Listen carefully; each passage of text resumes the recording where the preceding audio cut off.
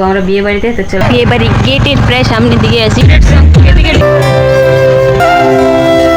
আমার ভাস্তি দেখো কত সুন্দর গুলুমুলু।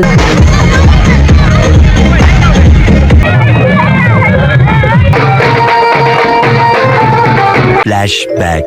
হ্যালো গাইস, তোমার সবাই কেমন আছো? আশা করি তোমরা সবাই ভালো আছো। তো সারাদিনে ব্লগটা করতে পারিনি, আর এখন স্টার্ট করলাম। তো এখন যাবো আমরা বিয়ে বাড়িতে। তো চলো গাইস, তোমাদেরকেও বিয়ে বাড়ি নিয়ে যাচ্ছি, আর বিয়ে বাড়িতে গিয়ে এরকম এনজয় করি সেটা তোমরা দেখতে পারবো। আর গাইস সত্যি বলতে আমি না বিয়ে বাড়ি যেতে চাচ্ছি না, মানে কোনো ইচ্ছে নেই আজকে। তো এই যে দেখো মা রেডি হয়ে আছে, তো বলছে রেডি হ, তো মায়ের সঙ্গে যাব।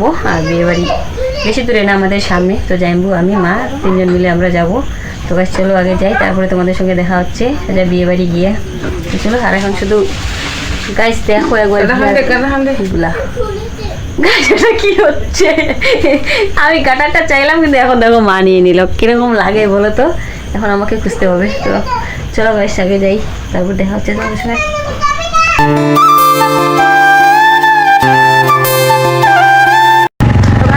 পৌঁছে গেছি, আর এই যে দেখো বিয়ে বাড়ি গেটের প্রায় সামনের দিকে আছি। তো মা আগে যাচ্ছে আর আমি পিছনে, যে মাসির মেয়ে হবে, মায়ের কি যেন হবে। তো আগে যাই গাইস, বিয়ে বাড়ির গেটটা দেখতে পাচ্ছ। তো চলো গাইস এখন বিয়ে বাড়ির ভিতরে যাবো। চলো, আসার তো ইন্টারেস্ট ছিল না, কিন্তু চলে আসি বিয়ে বাড়িতে। চলো গাইস আমরা শুধু গেটটা পার হয়ে আসলাম, এখানে আমার দাদার সঙ্গে দেখা হয়ে গেলো। এটা আমার কাকু। আর গাইস সংটা যে দিয়েছে না, সত্যি ওয়াও। আর গাইস ফেভারিট সং এদিকে ডিজে গান করতে লাগবে।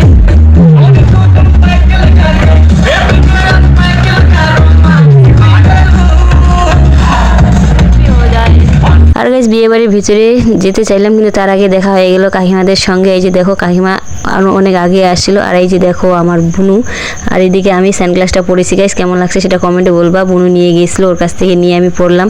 তো বুনু বলছে আমি ফটো তুলেছি, এই যে দেখো ওর মোবাইলের স্ক্রিনে ফটোটা। তো সেভাবে বোঝা যাচ্ছিল না। আর গাইস তোমরা দেখো একবার বুনু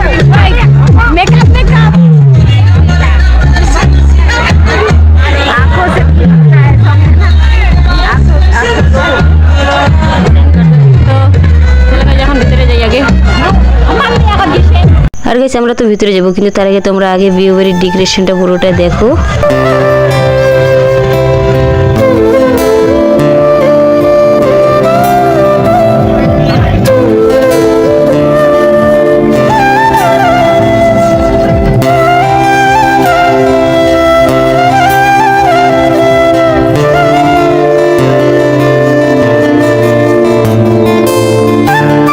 বিয়ে বাড়িতে গিয়ে যেহেতু ভাস্তিকে পেয়েছি, তার জন্য আমি ভাস্তিকে কোলে নিয়ে নিয়েছি। আর সত্যি বলতে গেছে আমার বাচ্চা কোলে নিতে না এত ভালো লাগে। তার মধ্যে এটা আবার আমার ভাস্তি, দেখো কত সুন্দর গুলুমুলু দেখে না, সত্যি আমার গালগুলো নাতে কি ইচ্ছে করছিল দেখো।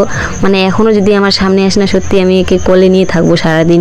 তারপরে গেছে আমরা খেতে গেলাম, দেখো লাইন কত বড় খাওয়ার প্যান্ডেলের মধ্যে। তো আমরাও ওখানে ছিলাম, ভাবলাম যাব, কিন্তু গায়ে সত্যি বলতে দেখো একবার লাইনটা দেখো কত দূর পর্যন্ত আছি। আমরা যেহেতু বিয়ে বাড়িতে থাকবো না, তার জন্য মানে তাড়াহুড়া করছিলাম। আর গাইস এত বড় লাইন, তো ওখান থেকে আমরা চলে আসলাম প্যান্ডেলের এদিকে একটু বসতে।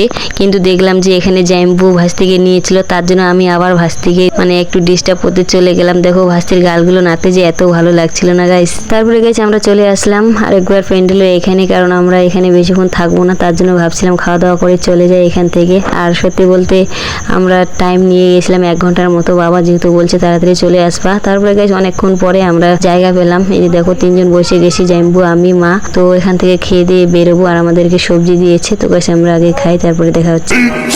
15 minutes later.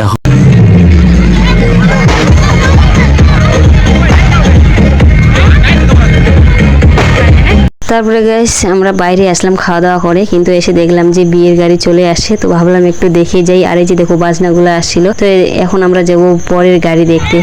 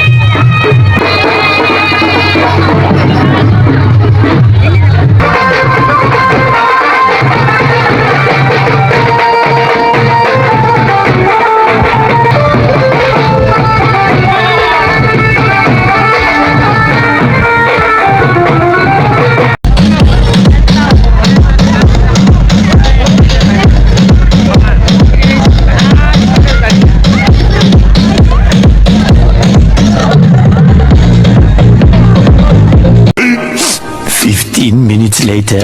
তো গাইস আমি বিয়ে বাড়ি থেকে বাড়ি চলে আসলাম। আর গাইস সত্যি বলতে বিয়ে বাড়িতে গিয়ে সব থেকে এনজয় কি হলো বলো তো, ওই 2বার যে খেতে গেলাম, মানে 2বার লাইনে দাঁড়ালাম, তো তারপরে খেয়ে আসলাম। আর তোমরা তো দেখলাম ভিডিওতে কীরকম লাইন, মানে লাইনের চেয়ে না সবাই শুধু যেরকম প্রসাদের জন্য এসে করে সেরকম। তো চলো গাইস, দেখা হচ্ছে তোমাদের সঙ্গে নেক্সট ব্লগে। আজকের ব্লগটা এখানে। তো ব্লগটা কেমন হয়েছে কমেন্টে বলবো একটু। তো চলো টাটা।